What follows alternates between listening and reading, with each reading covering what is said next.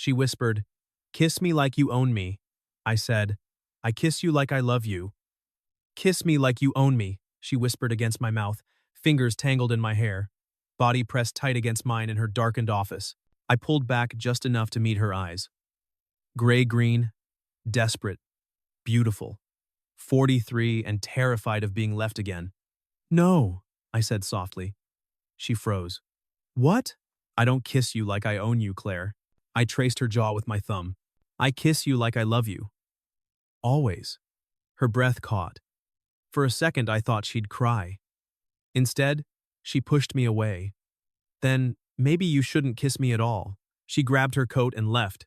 I stood there in her gallery office, surrounded by restored paintings worth more than my entire life, knowing I'd just lost the woman I loved because I refused to cage her.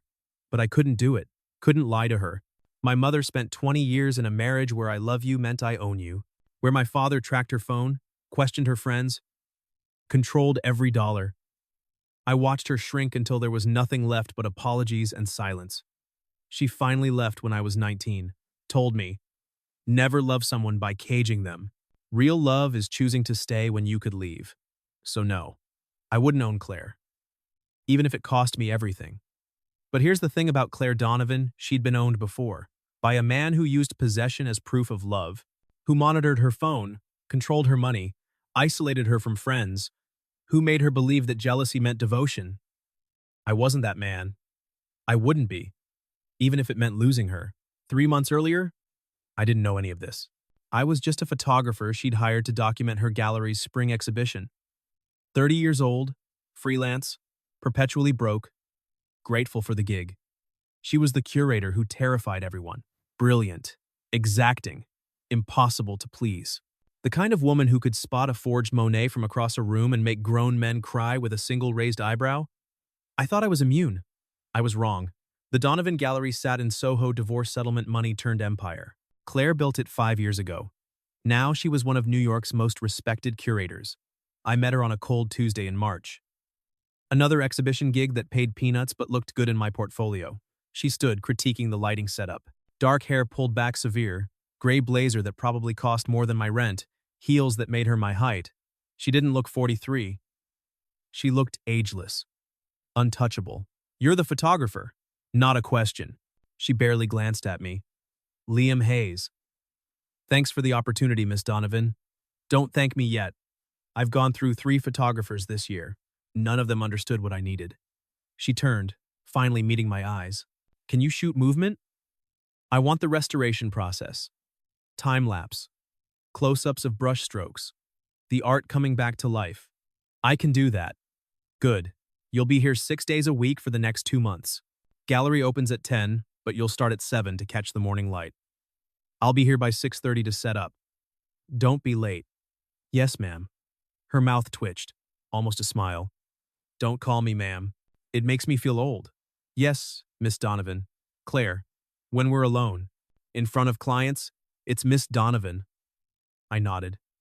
She held my gaze a beat longer than necessary, then turned away, dismissing me. I should have left. Instead, I stayed to watch her work. She moved through the gallery like she owned not just the space, but the air itself. Adjusting a frame by millimeters, studying a painting from 10 different angles, talking to herself in a language I didn't speak, art history, provenance, pigment degradation. "Are you going to stand there staring?" I jumped. She hadn't turned around. "Reflections in the glass." I noticed things. She turned. "Be useful." I raised my camera, caught her in profile against a Rothko, all sharp lines and contained fire. She didn't pose, didn't perform, just existed in that space like she belonged there more than the art.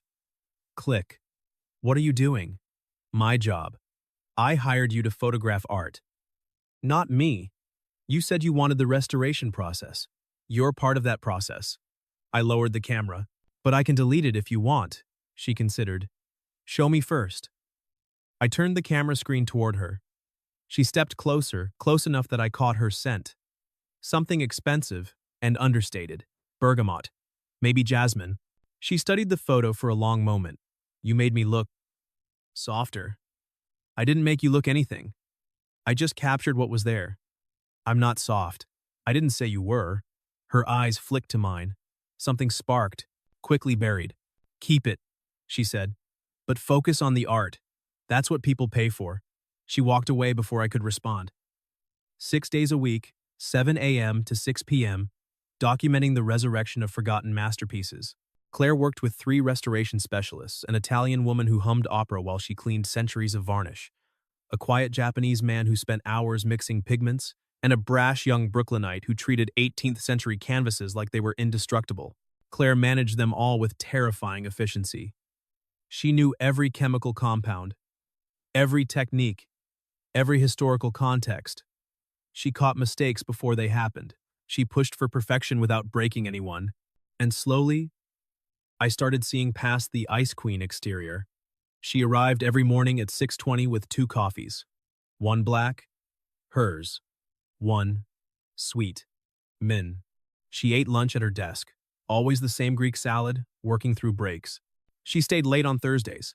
Gallery events, openings, networking with people who made her jaw tight and her smile brittle. And sometimes, late at night when everyone else had gone home, she stood alone in the gallery and just looked at the art. Not critiquing, not analyzing, just looking, like she was drinking something she needed to survive. I photographed her during one of those moments, caught her silhouetted against a Monet restoration, all blues and greens and fading light. Her shoulders dropped, her face open, vulnerable in a way I'd never seen during business hours. The next morning, she found the print on her desk. She called me into her office. Close the door. You can't do this. I'm sorry. I thought, you thought what? That I'd want a reminder of my weakness? That's not weakness. Then what is it? I met her eyes. Beauty. You love these paintings. There's no shame in that. Her hand trembled slightly as she picked up the print. My ex-husband used to say I loved art more than I loved him. Did you? No. But I loved it more than I loved what he was doing to me. She set the print down carefully. He hated that I had something he couldn't control. So he tried to take it away. Told me the gallery was a vanity project. That I was wasting his money. That I was too old to start over. He was wrong. Was he? She looked at me, and for the first time I saw the fear underneath the steel. I'm 43, Liam. I built this from nothing. If it fails, if I fail, I have nothing left. You won't fail. You don't know that. I know you work harder than anyone I've ever met. I know you care about these paintings like they're alive. I know you're brilliant at what you do. I stepped closer. And I know your ex-husband was an idiot for not seeing that. She went very still. You're 30 years old. So you don't know what you're talking about. I know enough. Do you? Her voice went soft, dangerous. Do you know what it's like to wake up one day and realize you gave someone the power to destroy you? That you let them own you because you thought that's what love looked like? No. But I know that's not what love is supposed to be. Then what is it supposed to be? I didn't have an answer. Not then. Spring bled into early summer. The exhibition opened to rave reviews. Claire's gallery became the talk of the art world. Her restoration work featured in the Times, collectors flying in from Dubai and Seoul to see the collection. She should have been thrilled. Instead, she got quieter, more controlled, like she was bracing for disaster. One night, after an opening gala where she'd smiled until her face hurt, I found her alone in her office, head in her hands, champagne glass empty beside her. Claire? She looked up, mascara smudged. Everyone's gone home. I know. I was packing up my equipment. I hesitated. Are you okay? I look exactly like I am a 43-year-old woman trying to prove she's not washed up. She laughed, bitter. Do you know what they said tonight? The collectors? They said I have maturity. That's code for old but not completely irrelevant yet. That's not what they meant. Yes, it is. She stood, unsteady. And you know what the worst part is? My ex was at the gallery tonight with his new wife. 28 years old. Beautiful. Everything. I'm not anymore. Claire. Don't. She held up a hand. Don't tell me I'm beautiful. Don't tell me age doesn't matter.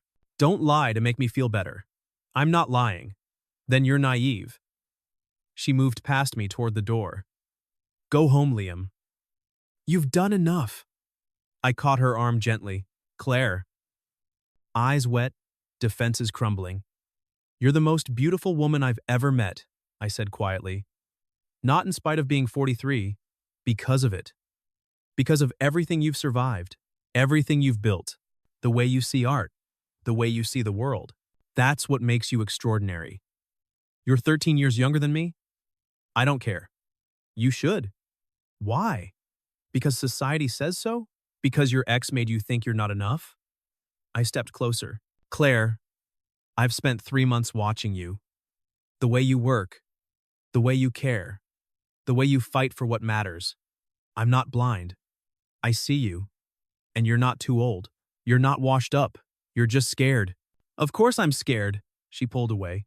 Every man I've ever loved has left. My father walked out when I was 12. My ex-husband spent 7 years convincing me I was worthless without him. And now you. Her voice broke. Now you're standing here saying things you don't mean because you feel sorry for me. I don't feel sorry for you. Then what do you feel? The question hung between us.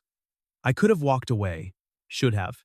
13-year age gap, boss-employee dynamic, her fresh from trauma, me with nothing to offer but a camera and hope.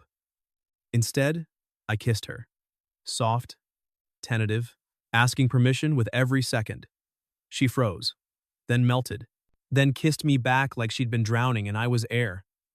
When we broke apart, her hands were fisted in my shirt. Tears tracked through her makeup, mascara smudged, lips swollen. She was shaking. This is a terrible idea, she whispered, voice hoarse. I know.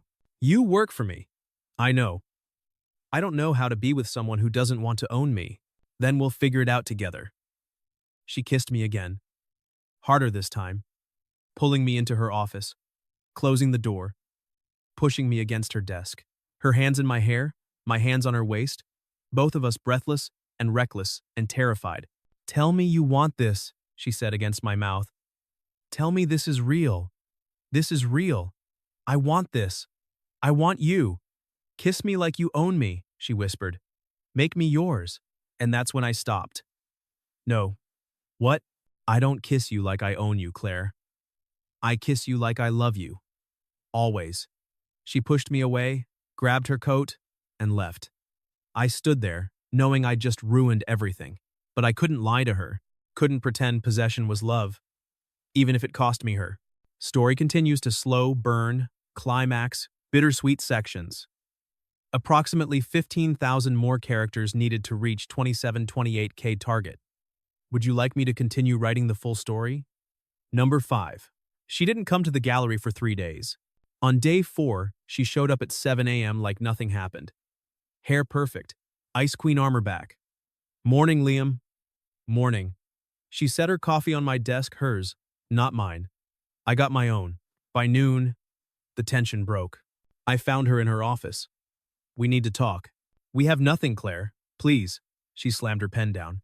You want to know why I'm angry? Because you made me feel something. For the first time in 3 years, I let myself want someone, and then you rejected me. I didn't reject you. I rejected owning you. There's a difference. Not to me. Her hands shook.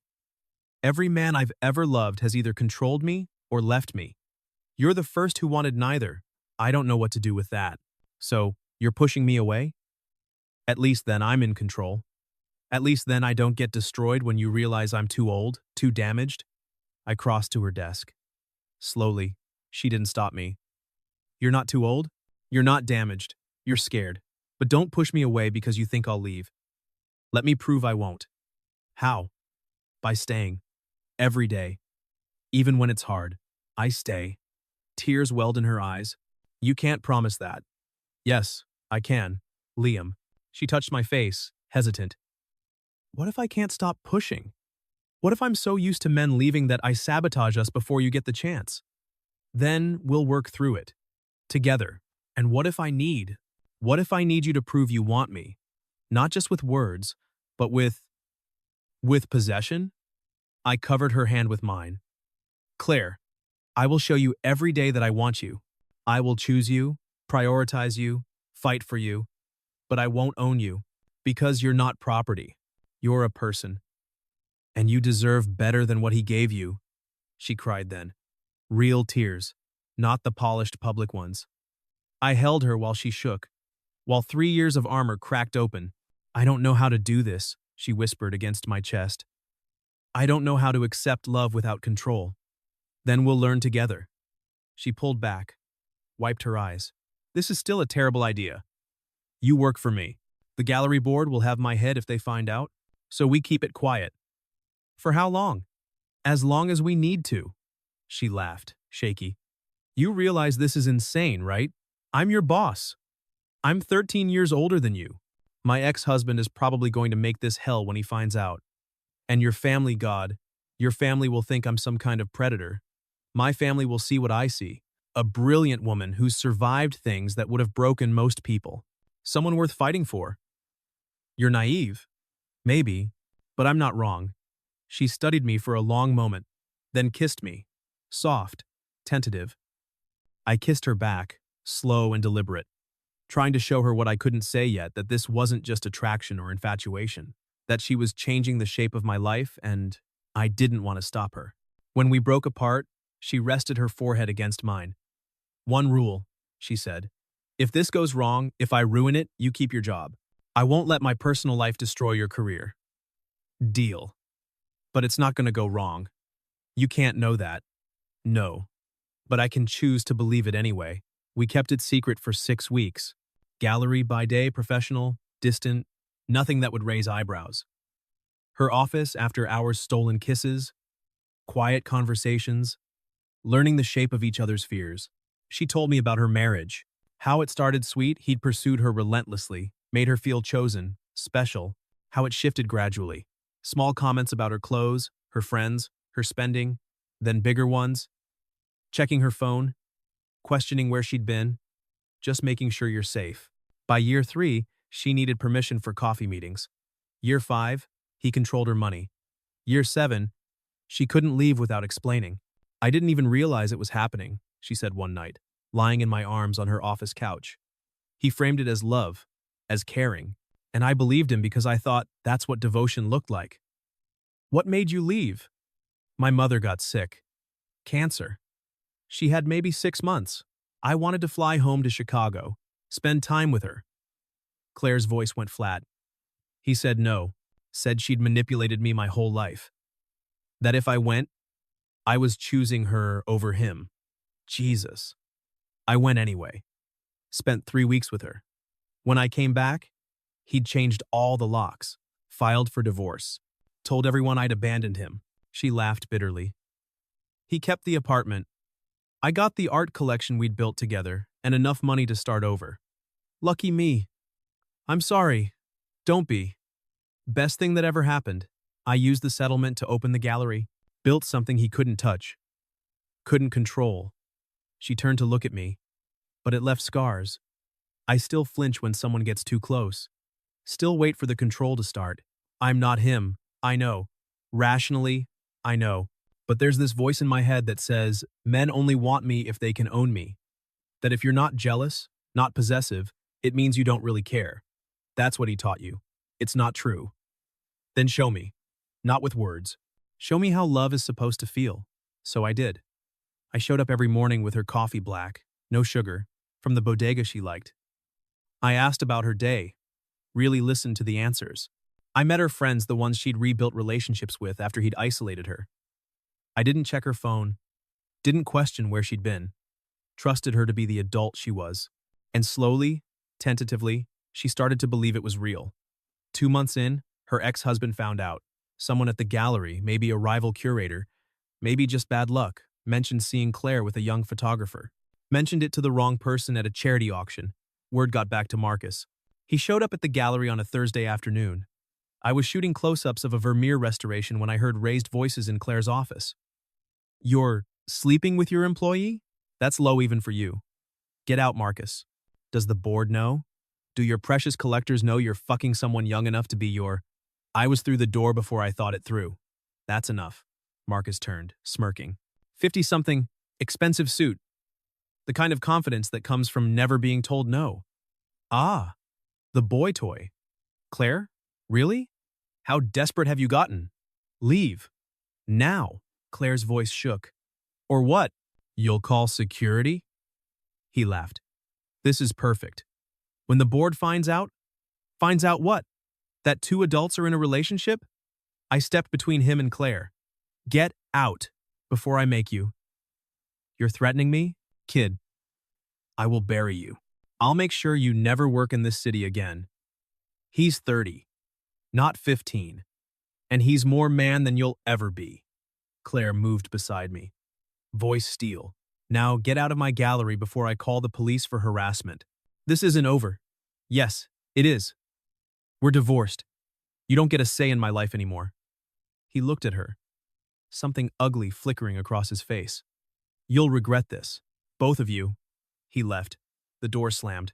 Claire sagged against me, shaking. He's going to tell the board, she whispered.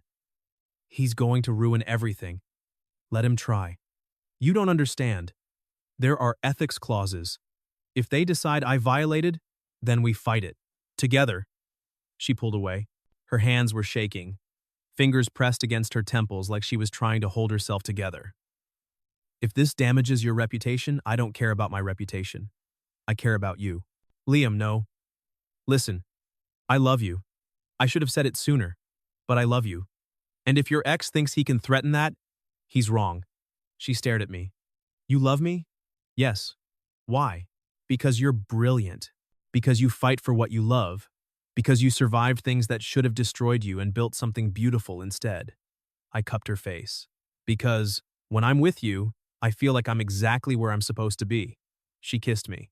Desperate. Scared. Clinging like I was the only solid thing in a collapsing world. I love you too, she whispered against my mouth. God help me. I love you too. Marcus made good on his threat. He went to the board with concerns, professional ethics, inappropriate workplace relationships, potential legal liability, sent emails to collectors suggesting Claire was mentally unstable, that the gallery was financially compromised. The board called an emergency meeting, gave her 72 hours to respond. Claire showed up with a lawyer, full documentation. Contract termination dates. I was no longer her employee when we started dating. Relationship timeline. Character witnesses. The board deliberated for 6 hours. Their verdict? No formal ethics violation. However, we strongly recommend Miss Donovan consider the gallery's reputation moving forward. Translation: one more scandal, and she's out. The damage was immediate. 2 major collectors pulled $800K in deals. Art Basel canceled her showcase. 3 staff members quit, didn't want to be associated with the drama. Gossip blogs ran the story for a week. Older curator, younger photographer, midlife crisis, or true love? Claire's investor called. Said the board was concerned about optics. Translation: find new funding or close. She had 60 days to save the gallery. Claire threw herself into damage control. 16-hour days. Endless phone calls. Networking dinners where she smiled through speculation about her midlife crisis. I watched her crumbling. The armor coming back. The walls rebuilding. One night, I found her alone in the gallery at midnight, standing in front of a Caravaggio she'd restored. Shoulders hunched, arms wrapped around herself, tears streaming silent, the kind that hurt to watch. I'm going to lose it, she said. The gallery. Everything I built. Because I fell in love with the wrong person. I'm not the wrong person. You're 13 years younger. He's using that against me. The blogs, the collectors, they all think I'm pathetic. A desperate older woman clinging to youth. Who cares what they think? I do. This is my life, Liam. My reputation. Everything I have left. You have me. For how long? She turned, eyes red. How long before you realize what everyone else sees? That I'm too old for you. That you could have someone your own age. Someone without all this baggage. Stop. It's true. Look at us. You're 30. You should be out with friends, dating casually, figuring out who you are. Instead, you're dealing with my ex-husband's revenge campaign and media speculation about whether I'm having a breakdown. I don't want someone else. I want you. Now. But what about in 5 years? 10? When I'm 53 and you're 40, and you finally realize you wasted your 30s on someone who was never going to be enough? I crossed to her. took her face in my hands. Listen to me. You are enough. You have always been enough. And I'm not wasting anything. Loving you is the best decision I've ever made. Even if it cost you your career? Even then. That's insane. Then I'm insane. But I'm not leaving you. She broke. Completely. Sobbed against me like her heart was shattering. Kiss me like you own me, she whispered. Desperate. Begging. Please. Make me feel like I belong to someone. Like I'm not going to lose you too. And God, I wanted to. Wanted to tell her she was mine. Only mine. That no one else would ever touch her. Wanted to be the possessive asshole she'd been taught to expect. But I couldn't. I kiss you like I love you, I said softly. Like I choose you. Every day. Not because I own you, but because you're worth choosing. Always. She pulled back, looked at me like I'd hit her. I can't do this, she said. I can't be with someone who won't claim me. It makes me feel like I'm not really yours. Like you'll leave the second something better comes along. That's not, I need to feel secure. Liam, I need to know you're not just hovering, waiting to escape. I'm not hovering. I'm here, staying, fighting for us. Then prove it, she was shouting now. Tell me I'm yours. Tell me you'd kill anyone who tried to take me. Tell me you're jealous and possessive and you want to keep me locked away where no one else can have me. No. Silence. What? No. I won't tell you those things. Because they're not true. And they're not love. They're control dressed up as devotion. I stepped closer. Claire, you've been taught that possession equals security. That if someone doesn't cage you, they don't want you.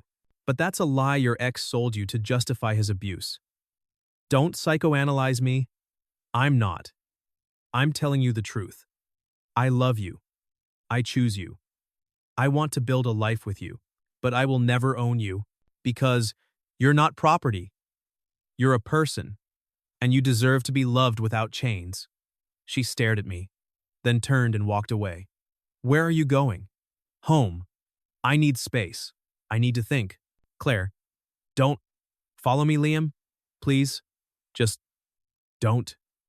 She left. I stood there in the empty gallery, wondering if I'd just lost her for good. She didn't answer my calls for 3 days. Didn't respond to texts. When I showed up at the gallery, her assistant said she was working from home. I gave her space. Trusted her to figure out what she needed. Day 4. She showed up at midnight. No makeup, eyes swollen, red-rimmed, hair loose, tangled, wearing an old NYU sweatshirt 3 sizes too big, barefoot. Like she'd walked out mid-breakdown. I've been in therapy 3 times this week about why I can't accept love without control. And my therapist says I equate possession with permanence. My father left. Marcus controlled me. Then you showed up, you don't leave, but you don't cage me. It terrifies me. What do you want to do? I want to try. Really try. Not with ultimatums or tests, but with honesty. She took my hands. I love you, Liam. I'm in love with you. And I'm terrified that admitting that gives you the power to destroy me. It doesn't. How do you know? Because love isn't about power. It's about choice. Every day, I choose you. And every day, you get to choose me back. That's what makes it real. Not that we can't leave, but that we stay anyway. She cried. Quiet tears. I don't know if I can unlearn 13 years of conditioning. Then, we'll work on it. Together. For as long as it takes. Even if it's hard. Especially if it's hard. She kissed me. Slow. Tentative. Like she was learning a new language. I don't want you to own me, she whispered. But I need you to prove you're staying. How? I don't know yet. But I trust you to figure it out. The gallery survived. Claire lost 2 collectors but gained 3 new ones. The exhibition sold out. Marcus tried one last stunt, showed up with his young wife, made a scene. She handled it with grace. The board sided with her. He slunk away, power broken. 6 months in, Claire invited me to move in. A new loft in Brooklyn, ours. Exposed brick, industrial windows. I photographed art. She curated. We worked together, fought sometimes, laughed most of the time. And every morning, I brought her coffee. Black. From the bodega she liked. A year later, standing in her gallery surrounded by art we'd restored together, She turned to me and said the words I'd been waiting to hear. Kiss me like you love me. I smiled. Always. People asked if the age gap mattered. If it was hard. Yes. But I learned. Love isn't possession. It's choosing each other. Every day, Claire learned security doesn't come from chains. It comes from trust. I learned she didn't need to be owned to be loved. She was enough scarred and brilliant and extraordinary. We didn't get a fairy tale. We got something better. Real. Messy and ours. She's 45 now. I'm 32. Planning the gallery's 10th anniversary. She still works too hard. I still bring her coffee. And every night, when we're alone in the loft we built together, I kiss her like I love her. Always. End.